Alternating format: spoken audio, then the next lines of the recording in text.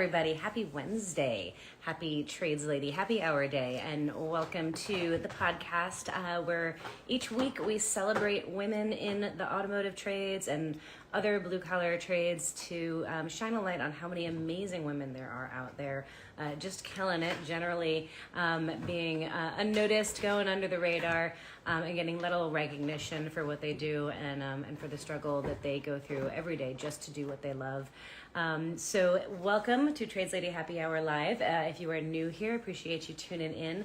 And those of you who have been around for a while, love seeing your faces and your names pop up. Great to have your support as always. So we have a great guest today I'm really excited about. I'm excited about all of our guests. Who am I kidding? But our guest today is Jessica Mildice. If I'm pronouncing her last name correctly, I apologize if I'm not. I'm really good at brutally murdering people's last names, so I apologize.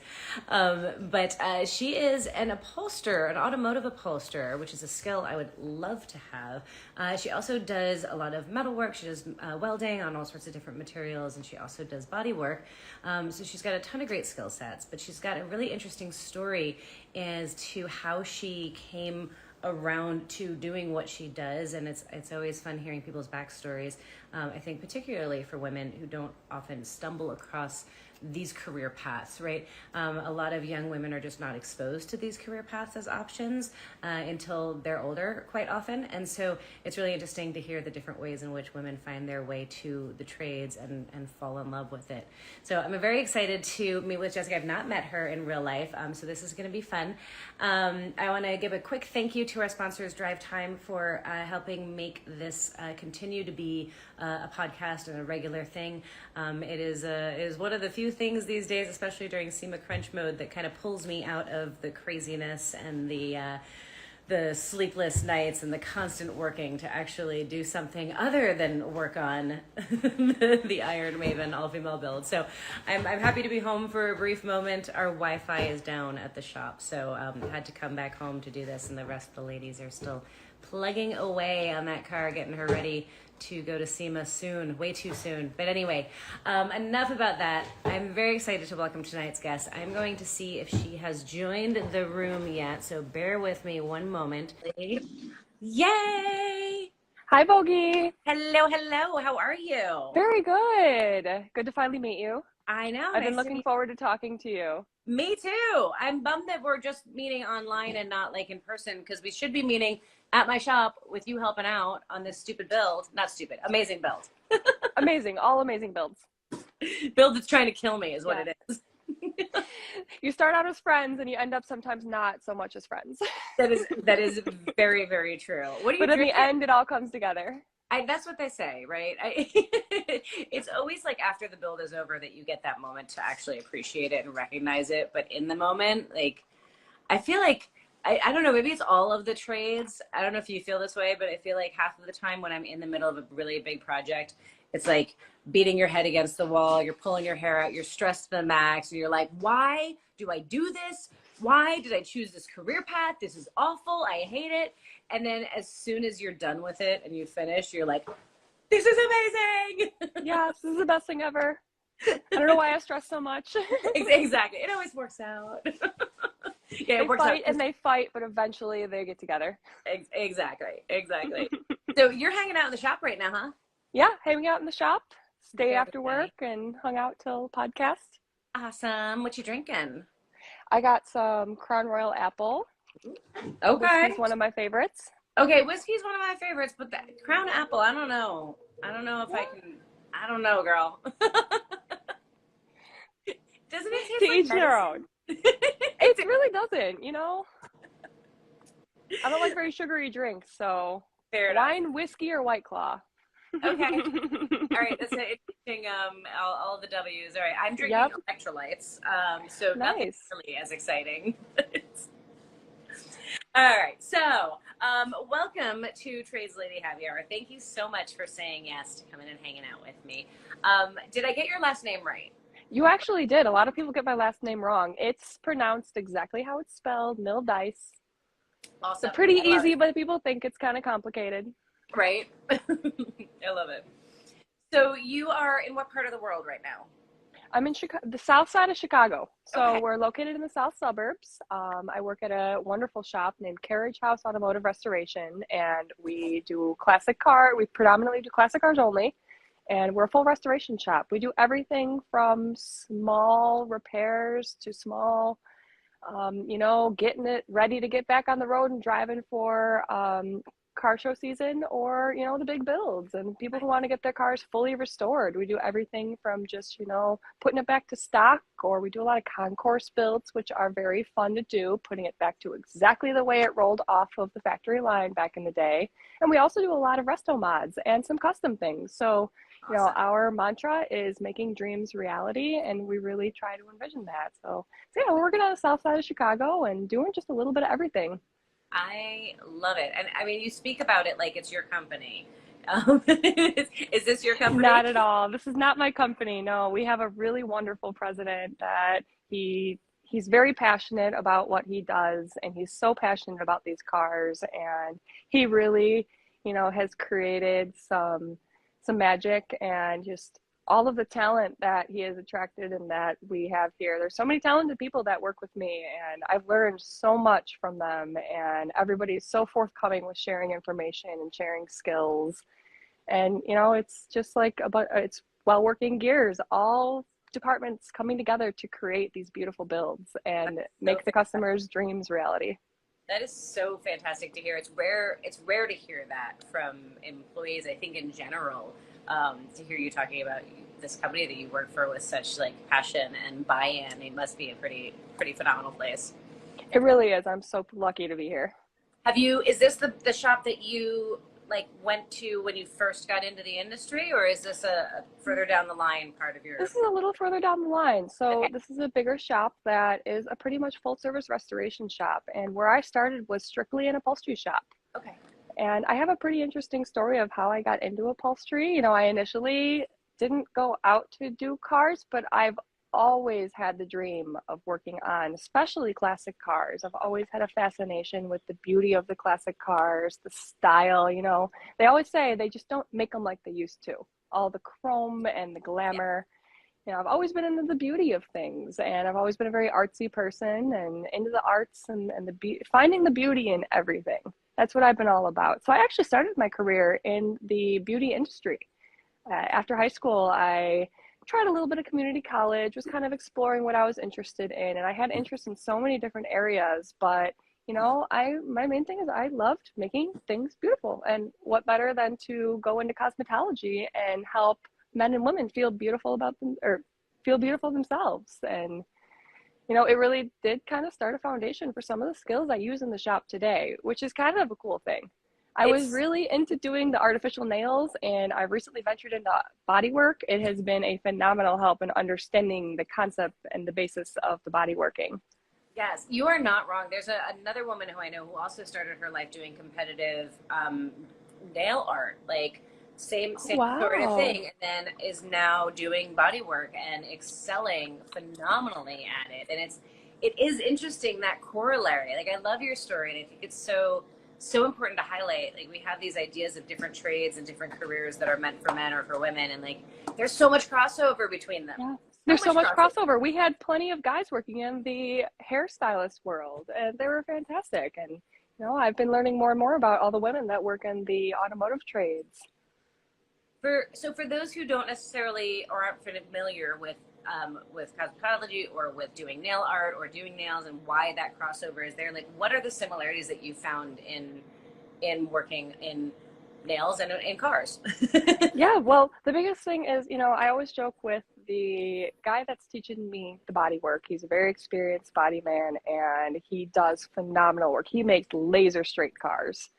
And when he began to teach me, I was like, wow, you lay down the material, you shape it with your sanding blocks, you make it smooth, or if it's a curved surface, you make it curved, you make it flat, you wet test it and check to see where the light is on it, to see where your curves are, if you got waves or ripples in it. And it's kind of the same in nails. They taught me the same thing, where you paint a nail and you kind of watch the light and see where your ripples and curves are. So it was kind of neat knowing the basis of going through the grits of a rough grit to a softer grit to make the surface shiny and smooth.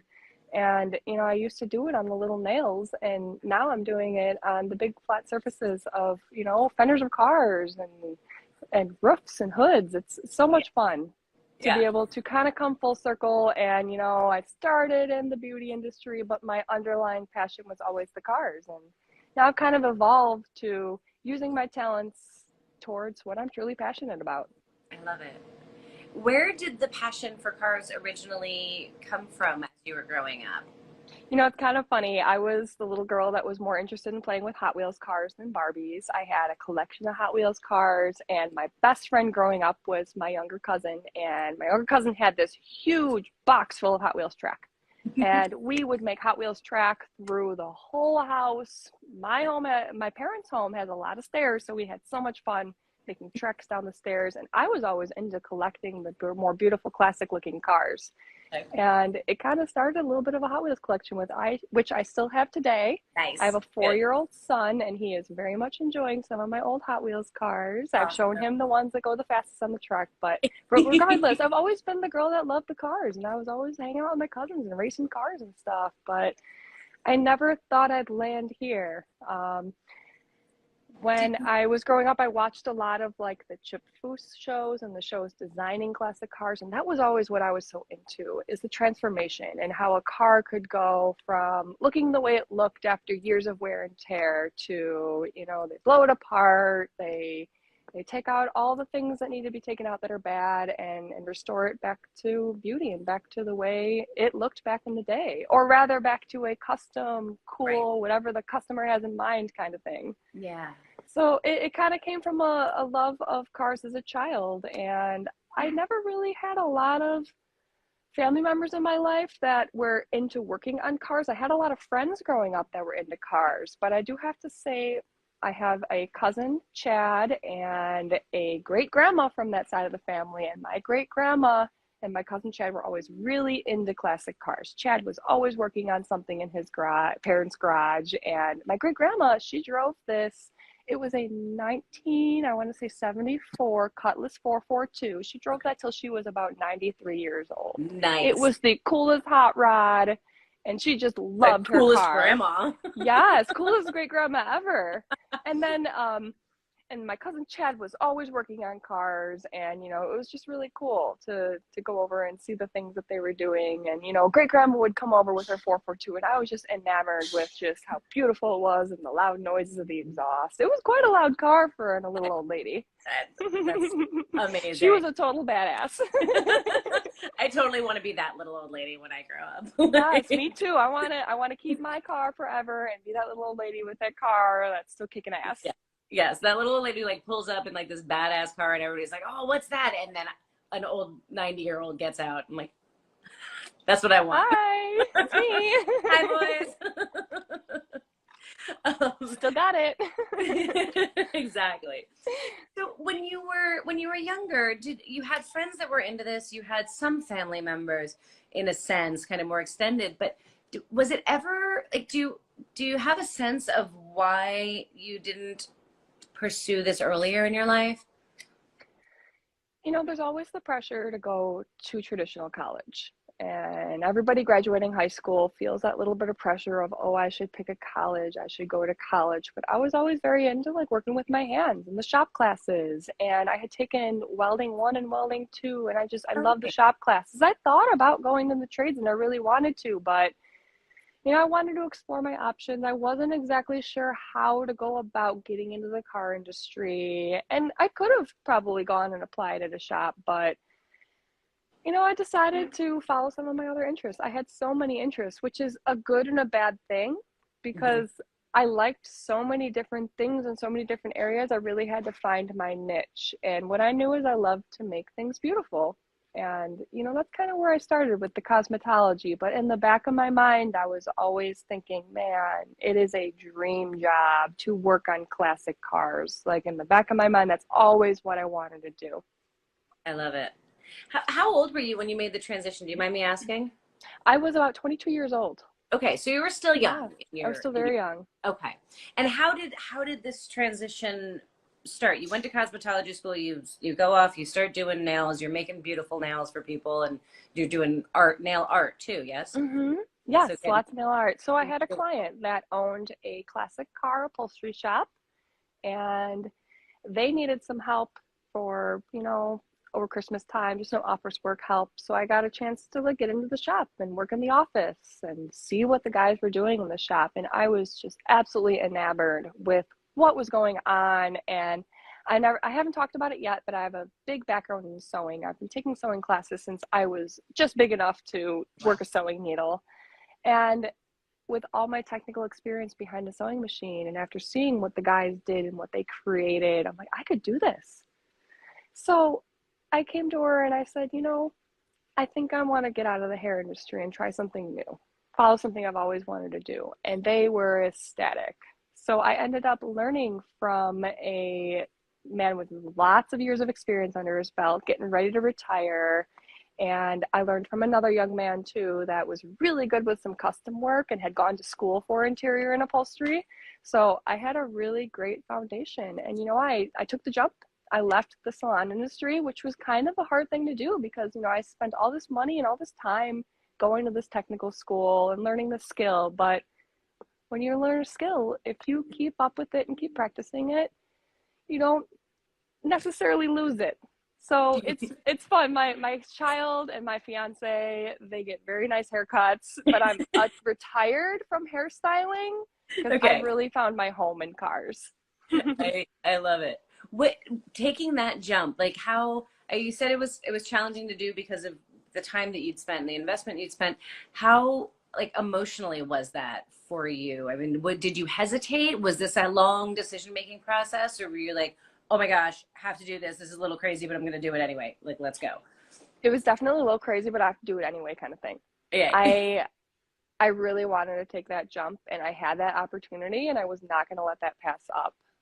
And I probably could have taken the opportunity any time, but I just felt that, I loved the hairstylist world, but my true passion was with the cars, and that's where my heart lies. Yeah.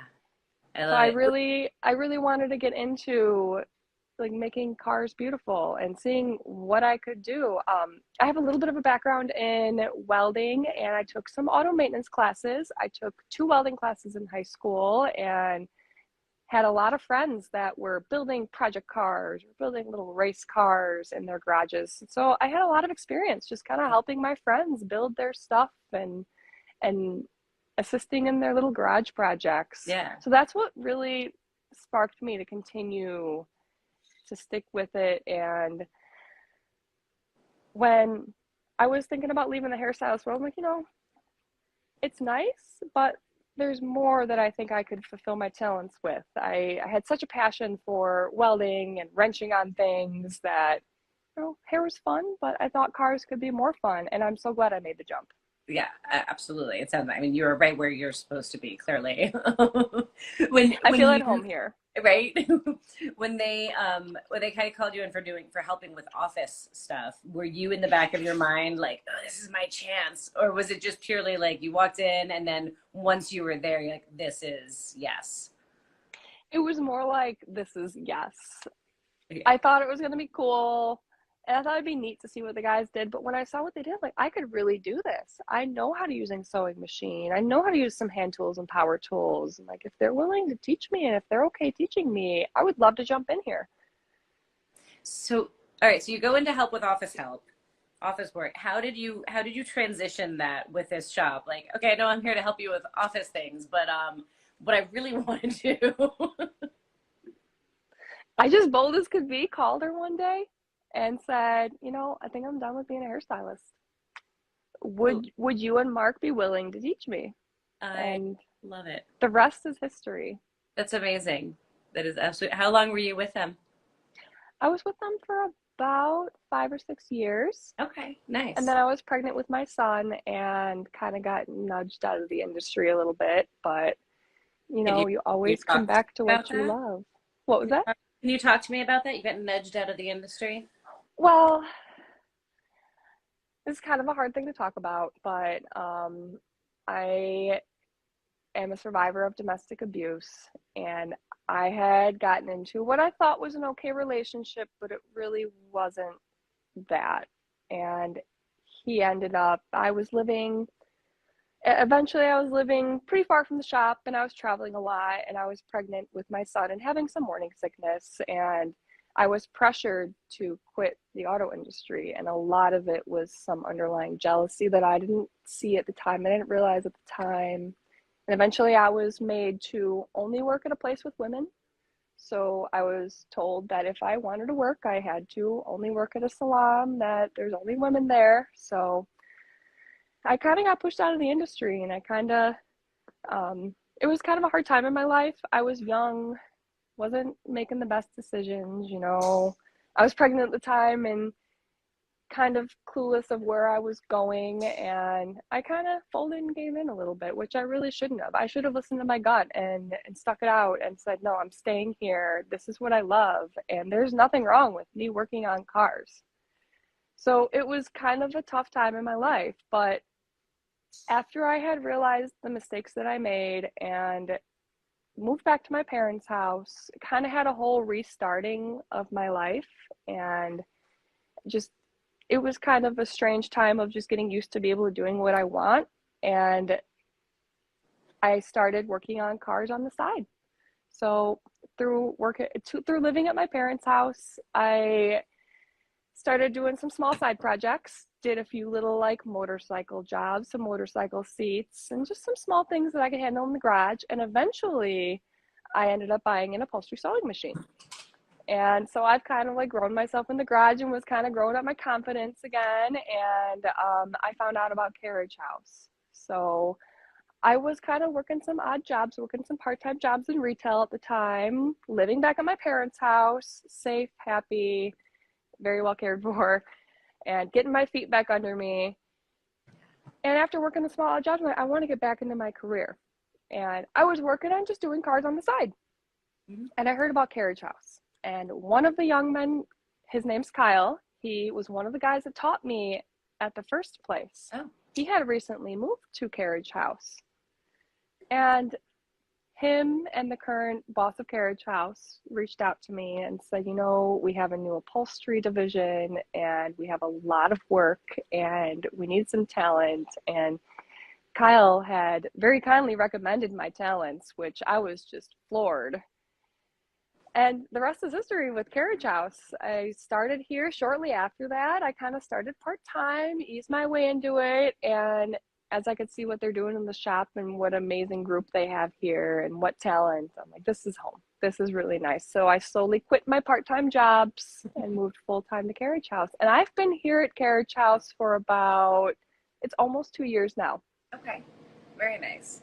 And I've learned so much here. I started just doing upholstery, but the guys here are just so forthcoming with sharing all of their knowledge and information. Everybody here is so wonderful. They'll drop whatever they're doing to go show you something. If you have a question on something, I'll come up to them, hey, when you get a minute, like when you're done with what you're doing, I have a question. And they'll drop what they're doing. Oh, yeah, sure. This is how you do it. This is what it is. I'll answer all my questions. Everybody here is just so wonderful.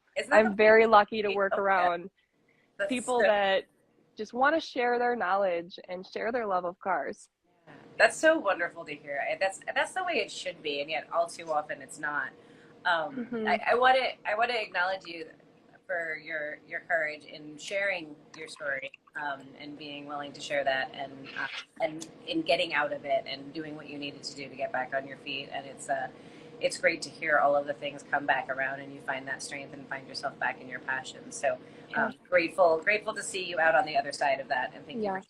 I used to be quite a shy person, but you know, sometimes bad things really help you come out of your shell and you realize how strong you are. And I'm very lucky to be sitting here alive today because, you know, there were a few times where I might not have made it. And you know, every day I wake up with a smile, just happy to be able to do what I love and have the freedom to do it. And so I just have a little word of advice to any women that are trying to do what they love. Like, don't take anybody's negativity. If you want to do what you love, go for it. Don't let anybody hinder you. Family, friends, you want to pursue your dream, pursue it. Yeah. And specifically when it comes to partners, I think that can be such a challenging thing because whether it's to the extreme of violence and abuse or whether it's just a little on the controlling side, um, Yeah, it's I think those are the folks that we allow to influence us the most, and it can be really hard to stand up to that. yeah, And in the end, look what happens when you do, right? yeah. Good things happen when you do. So, cheers to you! Congratulations. Cheers, Um, Bogi. Thank you. and it's yeah, life is a fascinating thing, isn't it? It's It really is. It's got so many ups and downs, and I feel like everybody goes through a big struggle in their life. Everybody has a big obstacle that at one time in their life they have to overcome. yeah, And I feel like that was mine. And I overcame it, and I feel like I'm stronger because of it. I love it. I love it. Do you mind sharing? And it's I think it's probably a similar thing regardless of the extremity of the situation. Like where you find or get to that tipping point where you find the courage to say no, I'm doing what's right for me, regardless of what that issue is that you're up against. Right? How did you get to that place where you were able to stand up and say I'm doing the right thing for me? It's kind of I wouldn't want to say a long story, but I had some really good friends from the little salon I was working at, and they noticed things weren't right. And they're like, "No, we're not gonna let you go home with him today. We're gonna take you away." And that was a big turning point of, I am in a dangerous situation, and me and my girlfriends, we called my parents, and after that, I went home, and I was kind of hiding, not hiding the situation I was in, but more embarrassed of the situation I was in. And, I figured I'd get myself out. I'd get myself out. And, it takes a lot of courage to take those first steps to breaking a cycle of oppression. Yeah, And, it takes a lot of guts. And it was pretty hard to do. And, I had a child, and, I had thoughts of, maybe one day to make it work with the child's real father. But, in the end, I made a really good decision because, if I would have stayed, who knows what it would have happened. But I did what I did that was best for me, best for my family. And look what I'm at. I'm living my dream. I'm literally living my dream every day. I'm excited to come to work every day. I love it. And to be alive and have perspective on all of it. Yeah. Yes, I love Yes. it. I have so much support and respect for my coworkers and an incredible amount of support from my fiance. Like he has just been my rock, and he has been so pushing me to just like do what you want, go reach Nice, for the stars. nice. It's really a refreshing experience to finally have support. Good, good. You deserve it.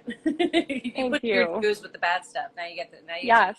the good Out with the bad and with the good. stuff. Is your fiance in the industry as well? Yes, he is. He went to school to be a diesel mechanic. Okay. And for a while, he was working a lot of cool classic cars and performance cars. But he recently started working on just diesel equipment, which is really Okay. cool. Me and his mom joke that, oh, you're finally using your degree. And he's just been my biggest supporter. He loves what I do. He is so excited to see what I do every day. And, he does have a little background in doing body work and whatnot. Not so much upholstery. Actually, I have taught him a thing or two on upholstery, which is pretty cool. He's my little apprentice. That's So if awesome. I'm doing any projects in the garage, like he helps me, he learns. He's so very interested in it all. But then I have questions for him on body work, and I don't know much about engines. That's not something Right. I've gotten too into. So he knows a lot about engines, and so he'll tell me what's what. I'll have a question, and he'll like explain all this stuff. I'm like, okay, yeah, I kind of get it. Just gonna smile and nod. Yeah, just smile and nod. I love it. That's fantastic. Um, so what kind of fun stuff are you working on these days at the shop? Are you doing all of the things? Are you mostly in upholstery and then just teetering out of the stuff here and there? So I pretty much, with my skills, I go where I'm needed, and that's where I really want to be. Is if we're really heavy in bodywork land, and we need to move stuff in bodywork, then I want to be there. I want to be able to tackle whatever project that they have and get that moving on to the next step. Nice. And same with upholstery. I started in upholstery, and that was my original passion, but I still love it just as much. I honestly can't pick which one I love more. So really just wherever they need me. Today was a really fun day because there's another gentleman in upholstery, Kyle, who was one of my original teachers, and he needed some help putting in a really big headliner board for a 74 GTO, and that's a plastic headliner board that they can be very curly and they don't like to behave. So I went over there a few times to the upholstery department and helped Kyle fit the headliner board. He was able to trim what he needed to trim because aftermarket parts never fit. Yeah. Forget What are you that. I mean, talking you about? can just chalk it up to I know we're gonna have to do some special stuff to make this fit. I thought they were all plug and play. Everything aftermarket Yeah. is perfect fit every time. So they say on the internet. So they say. Never. So it was fun. I was bouncing between upholstery department today, helping Kyle with a little bit of the install of the headliner and the 74 GTO. And I have been myself working on body working a 1970 Chevelle. And the 1970 Chevelle is in some of its first steps of body work right now. It had been coated in a high build rust defender a little over a week ago. Okay. We let that cure over the weekend, and earlier this week I started breaking into that with the sanding blocks, and I love the sanding blocks. It's so much fun to smooth out the panels, straighten out the canvas, and find all the little lows and the dips and the dings and the dents, and Yes. get ready to fill them. So that's what I've been working on right now. Is primarily I've been working on the 1970 Chevelle. Nice. We also have a really cool build in bodywork land right now. It's a 1970 GTO Judge, and it is going full concourse, which is quite a special build. The Judge is iconic. It's muscle car royalty. Yes. And this one's going to be Orbit Orange. So it's going to be like true to the Judge. Yeah, totally. Obviously. I mean, you wouldn't do it any other way. Yes. And so right now, back in bodywork, I've been doing a little bit of work on the GTO Judge, but primarily kind of knocking down and straightening out the 70 Chevelle. That's awesome. I love it. It's been a lot of fun. It sounds like from what you're saying, like being able to do a little bit of everything, it's like it keeps it interesting. It sounds like you're always doing really does. different. Yeah, nothing is boring. And I haven't touched on it much, but I've been learning a new skill of polishing stainless steel. That has been a really big joy of mine. I'm all about making things pretty, making things on these cars beautiful. And stainless steel, it's like jewelry for these old cars. It is. It's like you're literally polishing the jewelry that adorns the car. And it's like the same process. Yeah, it really is. And going back to some of my prior experiences of being in school and just taking electives and classes that I was interested in. Just at the time, it's just things that I was interested in. And one of the things I took was jewelry and metalworking. And in jewelry and metalworking, we worked on setting stones and rings and polishing sterling silver to a mirror shine, taking a dull, scratched up piece of sterling silver, putting it through the grits of sandpaper, putting it through the buffing wheel with all the different buffing compounds and making it shine till you could see yourself as in your reflection in the piece. Yeah. And it was kind of cool because at the time it was just something I thought was cool. I'm like, I'm interested in this. I want to learn this. And now that I'm in the shop, again, like the nails, it has so come full circle of all of my interests. I just followed my interests when I was younger. I like it. I'm going to try it out. I'm going to dabble in it a little bit and see how I like it. And the jewelry and metalworking has so helped me with learning the stainless steel. That we have a master restorer. His name is Jim, and he is extremely experienced in straightening stainless steel, getting every little ding and dent out. And Jim is meticulous about his art. And I've been learning from him quite a bit, learning how to get every ding and dent out, polish it down to from scratched up to an absolute mirror shine. And it takes me back to the jewelry working days. And it's same with the nails. I have the concept, but now I'm applying it to the cars. And it's such a rewarding experience that something I'm interested in back in the day is really helping me in my career now. And I'm enjoying every minute of it because it's something that back in the day, I just really like to do. And so now I'm continuing to just do what I like to do. Yeah. You're in the right place when all of your life experiences up to that point, exactly. all come together. Yes. It feels like all my life experience. I never had a plan from the get-go. And, kind of when I was younger, it bothered me a little bit. Some kids knew exactly what they wanted to be when they grew up. I knew I liked this, this, and this. Right. I don't know exactly what I want to be, but I know what I like and what I like to do. And I'm like, someday it'll come to me. It'll come to me someday. And that's kind of what Here you happened. are. It kind of all converged. And, the dominoes all fell in the right spot. I like it. Yeah. What's the next skill that you want to learn? Is there something on your radar that you're like, I want to know this next thing? A little bit. So, I'm all about the beauty of the cars. I'm all about just making these pieces of history back to the glory that they were back in the day. Um, Eventually, I like to dabble a little in paint. That's one thing that when I very first started at Carriage House, and the president of the company took me on a tour of the shop and showed me, this is what we're doing here. This is what we're doing there. This is all that we can do. He asked me what other interests I had because he knew I was interested and talented in upholstery. But he's like, where else would you have interested in? One of the things like body and paint. I would love to learn how to straighten out a canvas for a good paint job. And I would love to dabble in making that paint job. So that's something I have not yet done.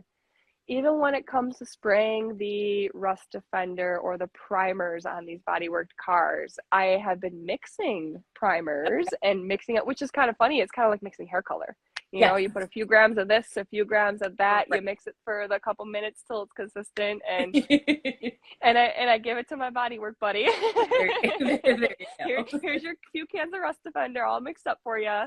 So I have not yet gotten my hands on a real spray gun. That's one thing in the future that I would really love to touch on and see if I have an affinity for it. Back in the upholstery shop, we use a lot of spray guns with the glue. So I have a pneumatic spray gun that I use with the glue, but that is totally different than spraying a paint job. I mean, spritzing the glue, it's like, okay, just get a general coverage of the contact adhesive so the two pieces can stick together, you're good. Paint is a whole nother animal. You have to be meticulous about that. And there's a special art. And I love watching, we have an actual painter that does phenomenal paint jobs. And then our bodywork guy is extremely talented in paint as well, but he does a lot of the primers. And I like peeking in after I mix things and peeking into the garment and seeing what he's doing and seeing how he's spraying things, and everything is just such fluid motions. It's really amazing to watch. And it's something I'd love to learn and pick up one day. And I'm sure I will. I have a feeling that you will. Or at least learn it. We'll see. Yeah. You may not pick up everything, but you could dabble and see if you have an affinity for it. Totally. And you don't know if you're going to be good at it until you try. Yeah. You got to get your hands on it. Yeah, absolutely. You never know until you try. Did you ever airbrush on when you were doing nail art? No, that's something I wanted to do. I had thought about buying an airbrush, and by the time I was getting ready to get out of it, I kind of had passed on the idea of getting an airbrush. But something I have been interested in is pinstriping. Yeah. So if I ever get the opportunity to learn some pinstriping, that's also something that I really find would interest me, because I used to do the tiny pictures of nail art on people's nails. I did very intricate, fun nail art. Phenomenal at it. Like, I would love to learn to pinstripe, but I know my shaky hand, like, there's no way. Scratch, that wouldn't be good. But you would probably do it immediately. I don't know. I mean, nails are only so big. Pinstriping a car is one really long straight line at some times. So that's fair. We would have to see. You don't always excel at everything you pick up. That is true. But practice, practice, practice. Yes. Has there been anything that you have tried, any new skills, any new little areas that you've dabbled in that you've been like, yeah, that one's not for me so much? A little bit of wiring. I haven't dabbled a lot in wiring, but that's something that I understand the concept of it. And back at the original upholstery shop I worked at, we did a lot of seat cover jobs. And some people wanted to, and a lot of these were late model vehicles, like let's say like a Chevy Tahoe or like somebody's SUV, and they just wanted a seat heater. Yeah. So I dabbled a little bit in it, wiring up a brand new seat heater in a car that as factory did not have seat heaters, and finding a place to wire it in and to ground it, and something that I'm not very comfortable or confident with, but I would like to learn more. Okay.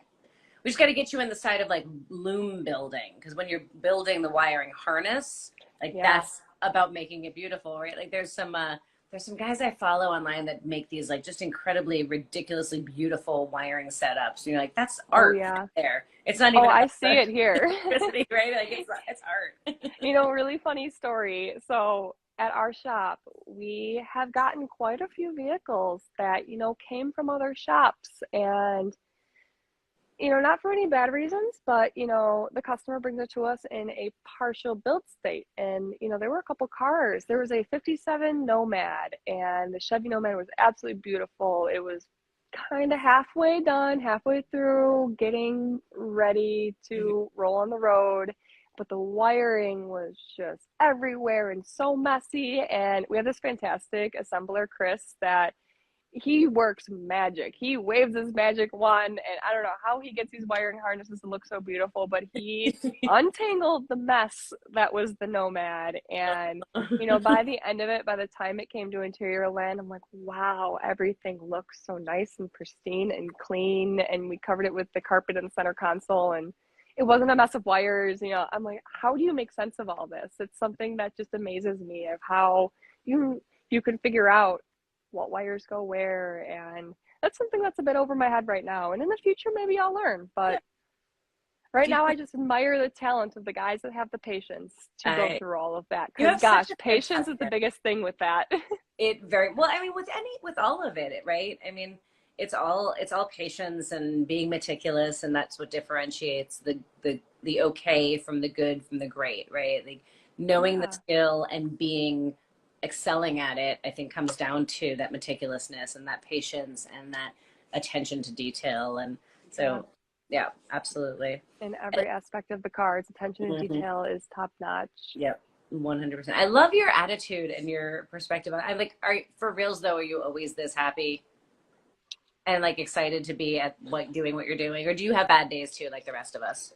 I do have bad days, but I try to keep a really positive outlook because, in high school they had a silly mantra: make it a great day or not, the choice is yours. True. And, it's kind of something, especially after the struggle as I've been through, is kind of something I've lived by is, I've been through, everybody goes through bad days, but, every day is a new day to make it a great day and exude positivity. And if you're just miserable when you wake up every day, your day is going to be miserable. If you wake up and try to be happy, chances are you have a better chance of having a good day. And I love it. I always live life with a smile. And I love that like we know that you're not lying and that this isn't just for camera because somebody immediately said yes she is consistently. Somebody who knows you. Probably. That's awesome. I love it. That's fantastic. And I guess when you're doing the thing that you love, that's I mean that's phenomenal. Yeah, I really am living my dream. I kind of joke with people I'm the Chip Foose of interiors because I just love designing things. That's another big thing of what I do is I love to design interiors. And a customer comes to me with an idea of I want things to look a certain way, but they don't know exactly what they want. And so from the cues that they tell me, Mhm. and I also get a feel for what kind of things they like and what kind of cars they like, and I'll draw something up. I Nice. recently had a car that it's probably one of my favorite interiors to date. It's a 1955 Chevy 210, Okay. and the owner of the car loved the Del Rey interior. I don't know if you're familiar with the Del Rey interior of the 55, but it's very big, wide rectangles in the inserts of the seats. Okay. It looks nice, but we wanted to kind of modernize it for him, and he really liked that interior. Okay. So what I did was I took some aspects of the design of the car, and the front of the 55 Chevy has a grill that has these little rectangles in it. And it kind of reminded me of, there's the big rectangles in the Del Rey seats.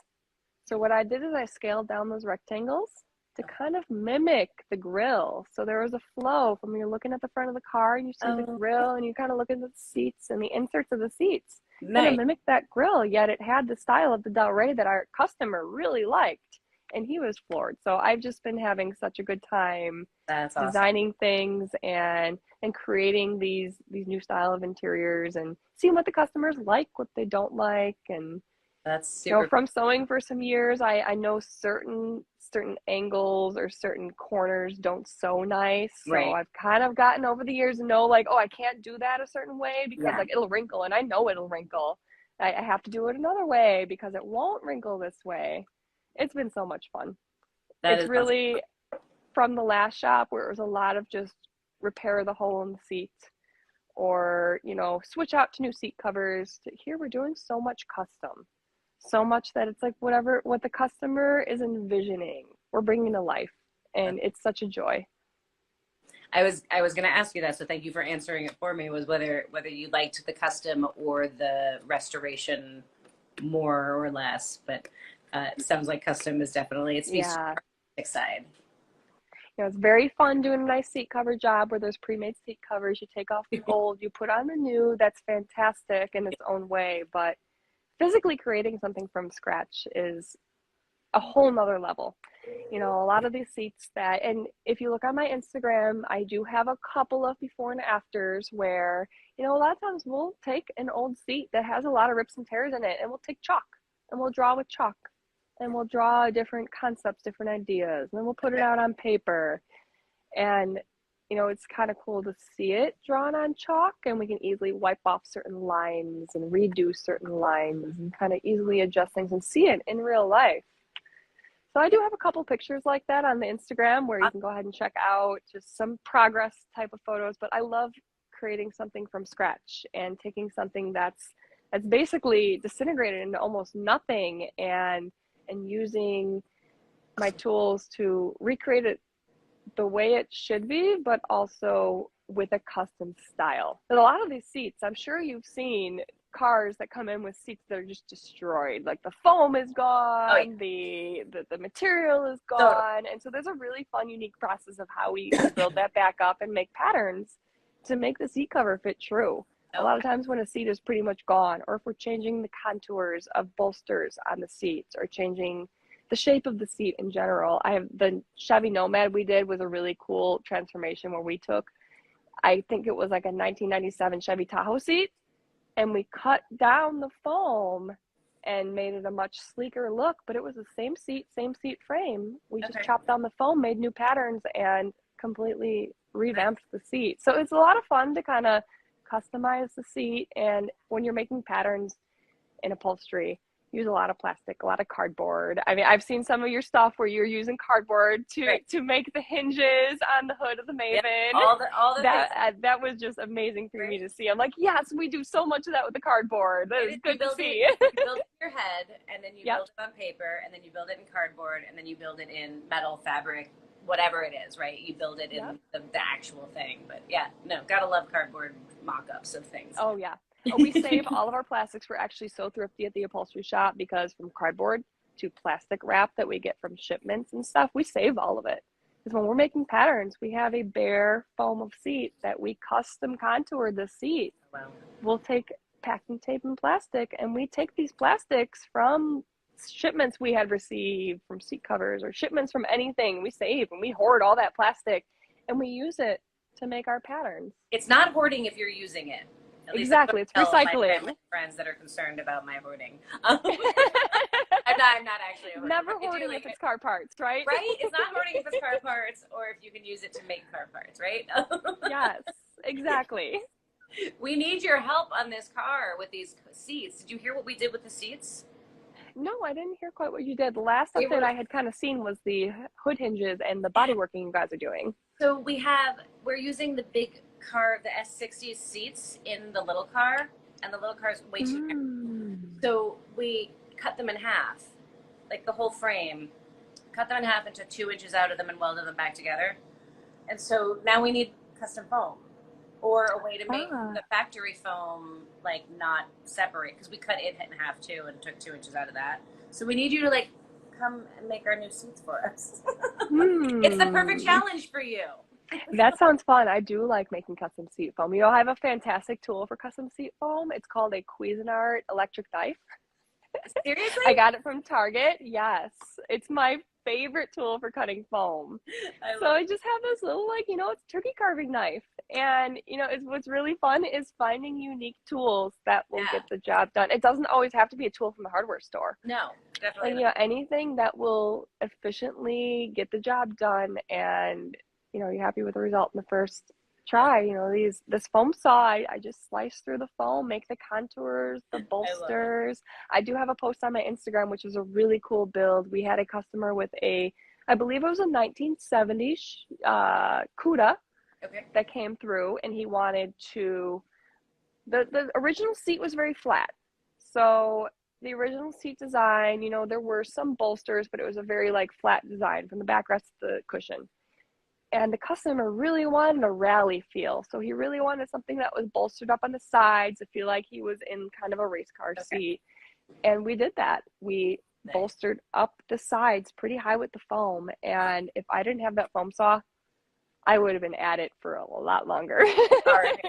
So that's It favorite was favorite so tool right cool there. to just be able to shape the foam. And that is a cool before and after I have on my Instagram as well. It's a seat with the purple insert and the bolsters. It almost looks like a Corvette seat, the way it's so bolstered up. Nice. And it's just so fun to transform them from, and it's the same foam, it's the same seat. You Yeah. just add a little modifications. It is. It's cool, and it's such a neat thing. Like when you get to that place when you're doing custom stuff, like you realize that I can make anything. Yeah. Right? Like once you cross that threshold, right? I feel like there's a threshold that gets crossed where you're like, yeah, whatever, we can make Yeah, whatever. we can make it. It's not available online. We can make it. Totally. Like Tell people fabric. really quickly where they can find all of these lovely pictures that you're talking about. Because I'm seeing a couple of comments with people asking where they can find you and see. Yeah. Okay, so I do have a personal Instagram, Jess the Upholsterer, with underscores between each of the words. And also, the shop I work at has a fantastic Instagram as well, where the president of the company is constantly posting all these cool videos of progress of builds, finished builds, new builds. They are Carriage House Auto Restorations. So check them out. Go ahead and type them in on Instagram, and I believe there's a picture of a car as their profile picture, and we're constantly updating it and adding the new content as we finish these builds. Awesome. And I also I try my best to update as fast as I can the builds that I'm working on, but I don't know It's if you so noticed, I hard. uploaded a lot of photos last night because I've been just so busy with doing cars and my after work Yeah. projects that I was like last night, I'm like, oh, let me get all the new stuff I've done all on Instagram. It's so hard to keep up, but I'm glad you did because I'm sure a lot of folks are going to be poking around and checking out your work. And hi, buddy. I've got a visitor. I love your visitor. He's so sweet. Ah, I have 3 at home. yay. My sheer terrors they are. But yes, definitely, folks, go follow her, check her out, check out her work, show her Yes, some please. support and Thank some you. love. I'm always Yes, posting things. Well, I try to always post I know things. it's Now so I'll be hard. better about it. This will be motivation to like keep the posting. I know it's so hard. It's like, okay, do I want a life or do I want to document life? Like, which Yeah. do I want to do? Like, I just want a life. It's easy to take the pictures, but like putting them on the Instagram, it's like I'm Yes. tired. And I get home, like, and I eat dinner, and I'm like, oh, these TV shows, and I'm just tired. After Yes. sanding and block sanding all day, and my Totally. arms are sore. I'm like, I know. the I'm typing's too constantly much. taking the pictures, taking the video, whatever, and then no, no, never gets posted.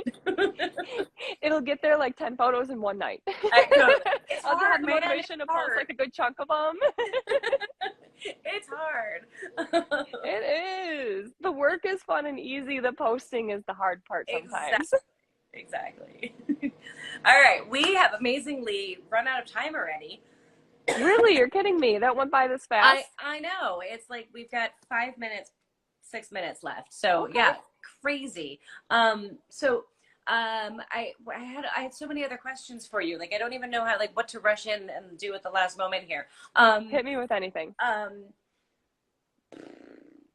Biggest challenge you've had career wise, aside from the personal we've talked about, career wise, any major challenges that you've had in getting to where you're at? Um, a lot of major challenges have been confidence, and I'm very confident in my abilities and my work, but learning new things can always be a challenge, and especially with the body work, just the fear of, not the fear, but the if you mess up, it's already primed. It's like, I don't want to mess up the primer that they already spend so much time and Right. effort and money and material to lay down, and I don't want to wave this panel. I don't want to dig in too much. So just when you're learning a new thing, or even like the stainless steel, bless you, even the stainless steel, you know, you polish, and you look for your small scratches, and you get so far, and then you look at it and you're like, oh, but I still see like a few scratches or a few things I could have gone back and like redone, or a few dents that you see that have, like, you could have gotten them out. So it's all like huge Perfectionist learning much? experience. Exactly. I'm very much a perfectionist. I recently did a body work on a van. It was my very first body work job. It's a 1974 Ford Econoline van. Oh, fun. I love Long straight panels, and those big long panels can be really hard to get laser straight. it. Yes. And it was such a learning experience to sand that down and figure out the layers of material and how much I had to work with. And after it was put into the 2K primer, the gray primer, which I've seen you do in plenty of your builds, it was funny. One of the guys was kind of not poking fun at me, but he was like, it's fine," because I was just circling the van. I'm just circling the van, looking at it in every light, every angle. And when I was a hairstylist, I was the same way. I was super critical about my work. And even still, I'll cut my fiance's hair, or I'll cut my child's hair. And as they walk around the house for the next hour, I'm like, "It's straight. Are there long pieces?" Like, I was doing that with the van, and he's like, it's fine.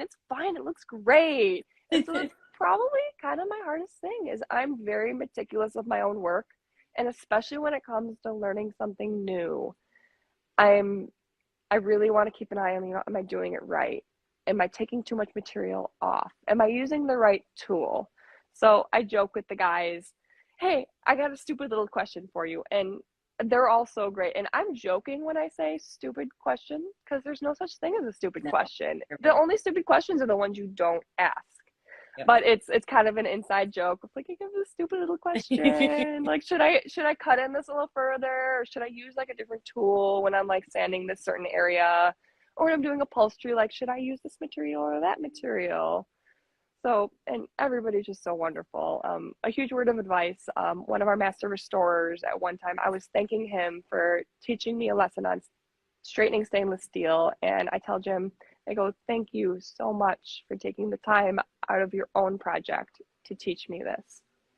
And he just wistfully looks at me and he goes, if I don't pass it on, it dies.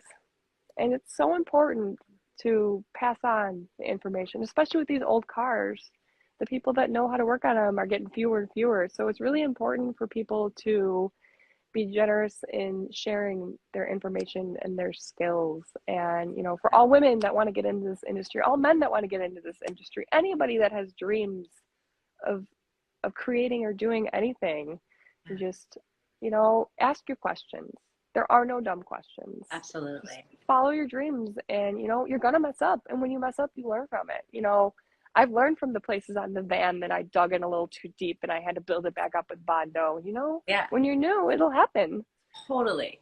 Yeah. That's the thing. It's like, as somebody said the other day, because we've been talking about this a lot at the shop, like sometimes that fear of doing it wrong or messing up or wasting other people's hard work by screwing something up or whatever the case may be. Like, there's a fear that sometimes holds people back from diving in, and that fear of making a mistake. And you're gonna make mistakes, and like the cool thing about doing what we do is that we can fix it, right? Once you make the mistake, you then learn how to fix it, and it's not the end of the world. Like, nothing, no damage, no harm, no foul, other than time and materials, right? But so one of the girls was saying just the other day, the whole idea that it's not a failure unless it stops you. Yes. Right. Which I just think is just a great perspective. Like, yes, you've had some confidence struggles, and you've had some times where you've been hesitant, but you did it anyway.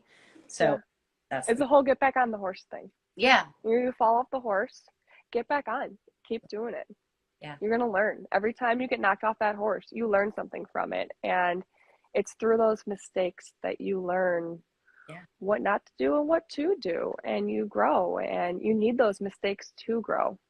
Oh, 100%. I also want to point out, I think it's ironic that right as you were about to say that your biggest struggle has been sometimes with confidence, there were 2 comments from various strangers saying that they love your confidence. So it was this interesting moment where it was like, Oh, she's Tom, got thank great you. confidence.